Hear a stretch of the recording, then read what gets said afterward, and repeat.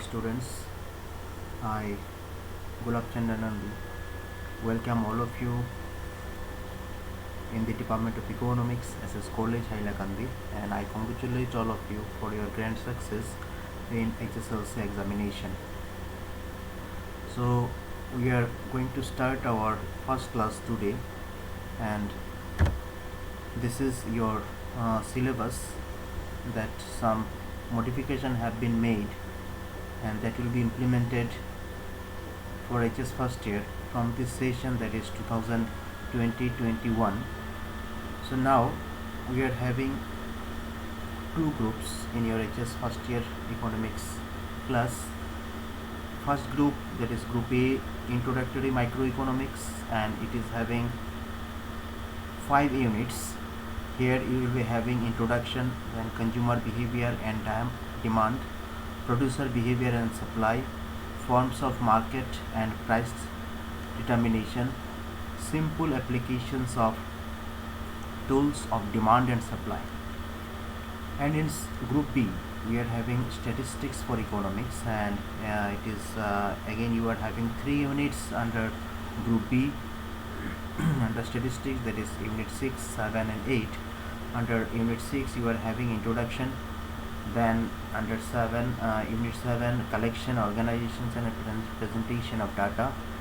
Then under unit 8, statistical tools and interpretation. So altogether we are having 50 marks in group A and 50 marks in group B, and you have to score 100 marks in your final examination of HS first year. So let us start of today's class.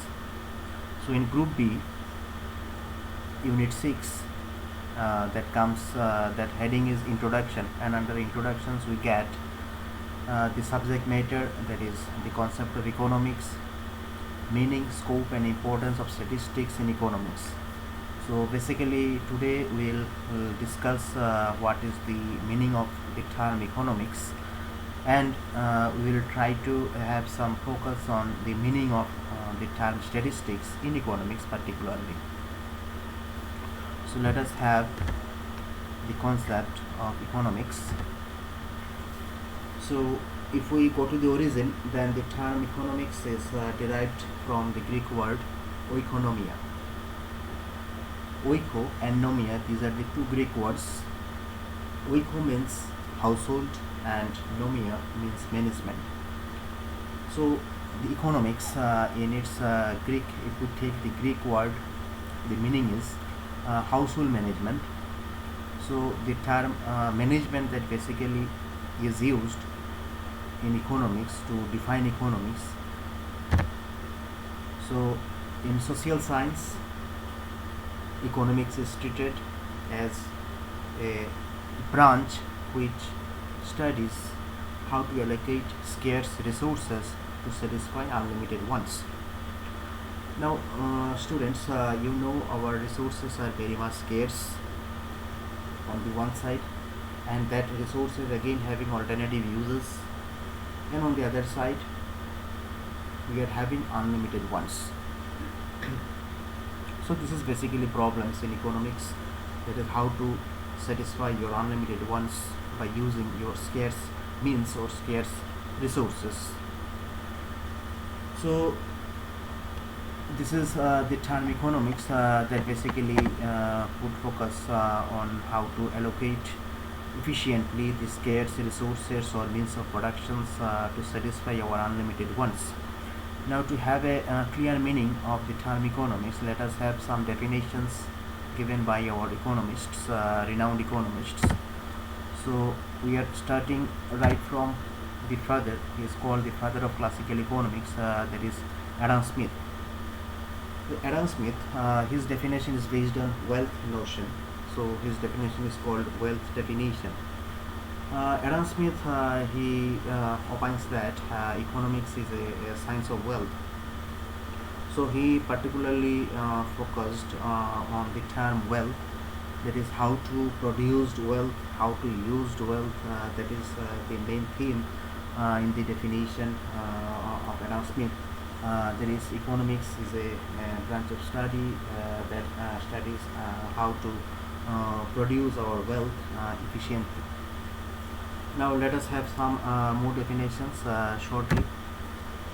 Now another economist, that is Alfred Marshall, his definition is called welfare definition. He defines economics is a study of mankind in the ordinary business of life. So here Alfred Marshall, he has tried to have some consolidated view of wealth notion and the material well-being. So he tried to define economics that it is a coordination between the wealth and material welfare. He defines economics is a branch of study that studies the mankind in the ordinary business of life. That is, man earns money to get material well-being. So he mainly emphasized on how to earn money and how to utilize that money to get our material welfare or material well-being. Again, if we look at the Robbins definition, Leonard Robbins, then he mainly emphasized on scarcity side. According to Robbins, economics is a science which studies human behavior as a relationship between ends and scarce means which have alternative uses. So here these two terms is very much important, that is the ends and the scarce means. So what is the ends? Here ends, ENDS, ends, that means your unlimited wants, and the scarce means that is your resources through which you are going to satisfy your unlimited wants. So Leonard Robbins, he defines economics is a science which studies human behavior as a relationship between ends and scarce means which have alternative uses, because our scarce means or resources, it is also having alternative uses. And now how to use your scarce resource to satisfy your ends, to satisfy your unlimited wants, that basically is the management part, and that basically the economics is. So here, how to satisfy unlimited wants by limited resources, that we get from Robbins if we define economics in that line. Now Paul A. Samuelson, his definition is called modern definition, and he tries to emphasize in that way economics is a social science concerned chiefly with the way society chooses to employ its resources, which have alternative uses, to produce goods and services for present and future consumption. Now if you see the Robbins definition and Samuelson's definitions, there is some similarities. In Samuelson's definitions, we are again having the choice of using or employing our scarce resource, and in addition to that, he has also emphasized on how to use that scarce resources and to produce goods and services not only for the present generation but also maintaining sustainability. So how to meet the needs of the both present generation and future generation. So this is the efficiency concern. So economics in Paul Samuelson's view, it is the employment of scarce resources efficiently to maintain some trade-off and to maintain some balance between the present consumption need and the future consumption need. So you have to manage your scarce resources in such a way that you maintain the welfare of the present generation as well as you try to maintain the welfare of future generation too. So these are some definitions of economists, and if we try to sum up, then what do we get? Okay, let us take an example of scarce resource and how to manage that scarce resource to fulfill our unlimited wants. So let us take an example. So let us take this is our means of production. Here it is in picture. You can see one egg is there. Now one egg is there, and you know that egg is your means of production, or it is your resource. Now, is how to use that resource to fulfill the unlimited wants, to meet the consumption needs of millions of people. This is the management part comes. So here we look into the other picture. So if that egg is processed, and if we produced omelette, then out of that omelette again we are getting, out of production we are getting the distribution concept. So how to distribute your resources, scarce resources efficiently, that we can see in this picture. And after distribution again we are looking into the consumption needs. So this is the ultimate end, how to use your scarce resource. That is, you are having your single egg and you are having unlimited ones. So here you are having single ends, here you are having, this is your single egg, but your consumers are there, 4 numbers of consumers are there. So how to use that scarce resource to maintain the consumption needs or unlimited ones of these people. Then economics tells us that you use that scarce resource in such a way that you produce that resource efficiently, and you distribute that resource efficiently, so that you can fulfill the unlimited ones. So that is actually our household management. So if we conclude, then economics is a social science that concerned with the production, distribution and consumption of goods and services. It studies how individuals, businesses, governments and nations make choices on allocating scarce resources to satisfy unlimited ones. So let it be in agriculture field, in manufacturing field, or in any enterprise, as you are having your resources are very, very much scarce, so means of productions are very much limited, but to satisfy your unlimited needs or unlimited wants, how to use that scarce resource efficiently, that is basically deals with in economics.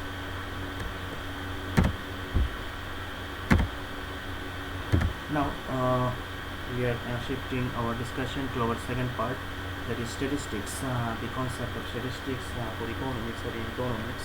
So statistics, as you know, if we just say statistics, then it means some facts and figures. But technically, if you define the term statistics, then you are having two senses. One is in plural sense, you can define statistics, and another one is in singular sense, you can define statistics. So in plural sense, if you define statistics, then statistics is nothing but any information, any statement that can be expressed numerically, or you can say that can be quantified, then that information or facts is called statistics. So statistics in plural sense, that is any numerical statement or quantitative data is called statistics. So in aggregate form, you are having your numerical facts, then that numerical facts is called statistics. So let us have in some example. Now suppose population size in India, and that population size you can quantify. So here there is 130 crore. So 130 crore is our population size in India. So that is the numerical statement. So this is actually called statistics. Now suppose we are having another example, number of trees in a forest. So that also can be numerically stated. That is 1560. So that is again your numerical statement, that is your quantitative data. So it is called again statistics. Now let us have some other examples. Suppose honesty or spirituality of a person or group of persons, beauty of a forest. So these are not the numerical statement. Honesty, spirituality, beauty, these cannot be measured in numerical terms, that cannot be expressed in numerical forms. So these are not the statistics, these are the information. But as this information cannot be stated numerically, so we can say honesty, spirituality, beauty. These are the abstract things. So as you cannot have your numerical information there, so these are not your statistics. So all the quantitative data is your statistics, but all the qualitative data, qualitative in the sense that cannot be quantified, so these are not your statistics. So in plural sense, if you define your statistics, then any numerical statement or quantitative data is called statistics. Now in singular sense, if we define statistics, then statistics is defined as a statistical methods. So what is statistical methods? The statistical methods includes the collection, classification, presentation, analysis, and interpretation of quantitative facts or quantitative data. So it is a package of activities, that is when you are having some purpose or objectives, then you have to have your survey, you have to collect your information, you have to organize your data, you have to represent your data, then and you have to analyze and you have to interpret the information. Then it is a statistical methods. So in singular sense, if you define statistics, then it is a statistical methods. Now let us take an example of suppose if you want to study how many corona patients, COVID-19 patients are there in Hailakandi, and you made a survey, door-to-door survey, and after collection of your information, now this is your collection of facts. So this is the chart of your collected data. So here you have plotted the information person. Suppose the person named as A, B, C, D, E, F, G, K, and in that way again here we have plotted the person's name, and here we have plotted the age. Now we have found that suppose person A, whose age is 30, he is affected by COVID-19. Person B, he is also affected by COVID-19, whose age is 56. So in that way we have collected information of the persons in the different age group, and all are being affected by the COVID-19. So this is your collection. You have collected your information. Now your task is to classify, that is you have to organize your information. So how to organize our facts? This is your organization. Now suppose you have made a categorical category, that is your age group between 0 to 20, 20 to 40, 40 to 60, 60 to 80, and 80 to 100. So these are the age group. You have splitted the persons who are being affected by the COVID-19. So in the age group 0 to 20, we have found that there is no persons in this age group. But in the age group 20 to 40, suppose through our survey we have found there are 4 persons who are being affected by the corona. Then in the age group 40 to 60, again we are having 9 number of patients who are being affected by the COVID-19. So in that way you can classify your information. So after a collection of your raw data, then you have to classify, or you have to organize your information so that readily it can be understood. Now after classification,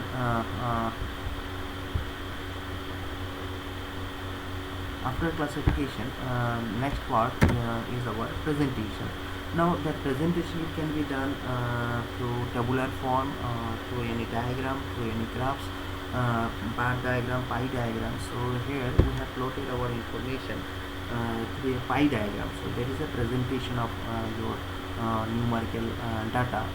That is the persons who will look at this pie diagram or picture, you can easily understand what is the meaning. So you can see here this is the yellow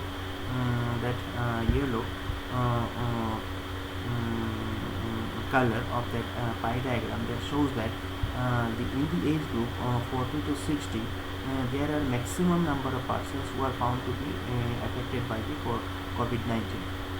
So 47.4% of the total persons, they are being fallen in this age group 40 to 60%. It is followed by the age group 60 to 80, and that portion is represented by this green portion. So their percentage is 26.3%. Then it comes 20 to 40, and lastly 80 to 100 age group, we are having only 5.3% of the patient. So this is your presentation part. Now if we go to our analysis, then analysis, what we get the numerical facts that can be analyzed by using different statistical tools like your central tendency, dispersion, correlation, regressions, and many other statistical tools are there. By using all these tools, you can analyze your information, you can analyze your numerical facts.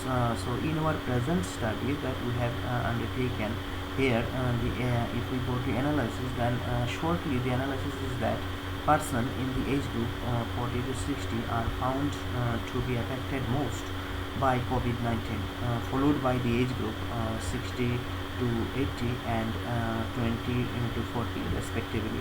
So this is your analysis, and after analysis again we are having our interpretation. This is the last part of your statistical method, that is interpretations, or it is called the drawing conclusions based on your observation, based on your objectives and purpose of the study.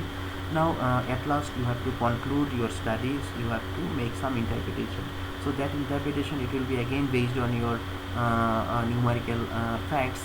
So based on our analysis, now we can interpret or we can conclude our study, that is either the persons in the age group 40 to 60 are having low immunity power, or they are more exposed outdoor. That is why transmission of virus is found to be more in this age group. So that may be one of your interpretations or conclusions of your study. So these are the different parts of statistical methods. There is collection, classification, presentation, analysis and interpretation of data. So for today we have discussed two parts. One is how do you define economics, and there we got some definitions of renowned economists, and lastly we have seen what is economics. So in technical terms, if you define statistics, economics as, so it is the allocation of scarce resources to fulfill or to satisfy our unlimited wants. Then we have discussed the term statistics in economics, and we have found that statistics can be defined in two senses. One is in your plural sense, and one is in your singular sense. So in plural sense, if you define statistics, then any numerical statement or quantitative data, that is your statistics. And in singular sense, if you define statistics, then it is statistical methods of collection, classification, presentation, analysis and interpretation of quantitative data. So this is all about for today. In our next class we shall discuss some features of statistics and the scopes and importance of statistics in economics. So thank you.